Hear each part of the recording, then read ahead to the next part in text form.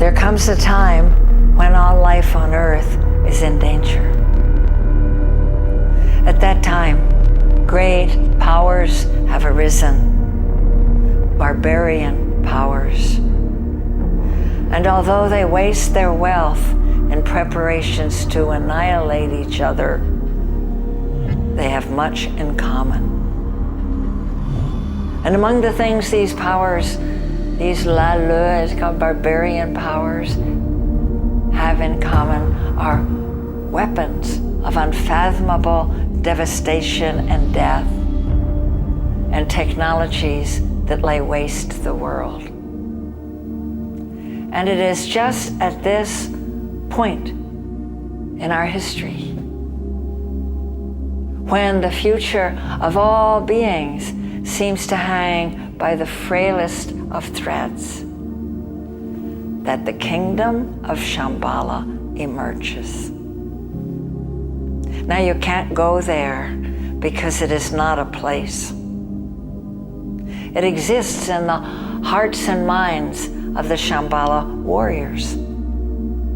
And actually, you can't tell a Shambhala warrior by looking at her or him, because they wear no uniforms, no insignia, they wield no banners, they have no barricades upon which to climb to threaten the enemy or behind which they can rest and regroup.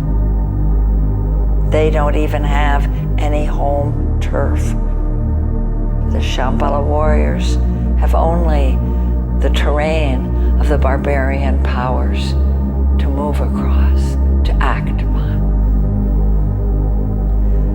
Now the time is coming, Dugu Gyal Rinpoche said to me, when great courage is required of the Shambhala warriors. Moral courage and physical courage. And that's because they are going to go right into the heart of the barbarian powers to dismantle their weapons. They're going to go into the pits and citadels where the weapons are made and deployed. They're going to go into the corridors of power where the decisions are made to dismantle the weapons in every sense of the word.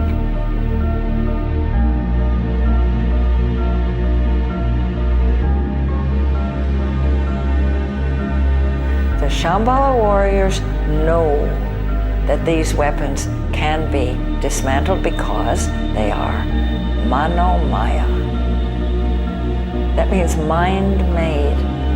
Made by the human mind, they can be unmade by the human mind. Because the dangers that face us are not brought upon us by some satanic deity or some evil extraterrestrial force or some unchangeable preordained fate. They arise out of our relationships and habits, out of our priorities. They are made by the human mind. They can be unmade by the human mind. So, he said, now is the time the Shambhala warriors go into training. How do they train? I asked. They train in the use of two implements, he said. Actually used the word weapons.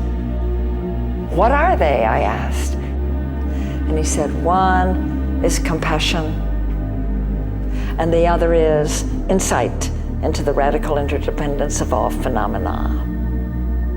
And you need both, he said.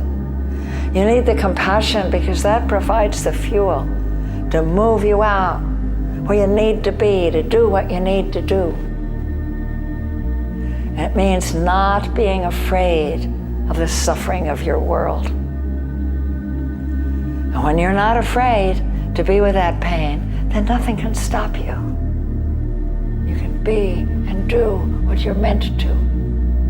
But by itself, he said, that implement is very hot. It can burn you out. So you need the other. That other tool, the insight into the radical interconnectivity at the heart of existence, the web of life, our deep ecology.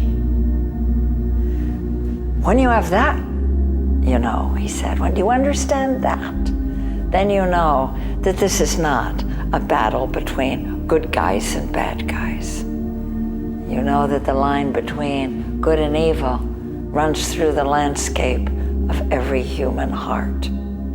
And you know that we are so interwoven in the web of life that even the smallest act with clear intention has repercussions through the whole web beyond your capacity to see. But that's kind of cool, he said. It's maybe even a little abstract, so you need the heat of the compassion. That's the prophecy.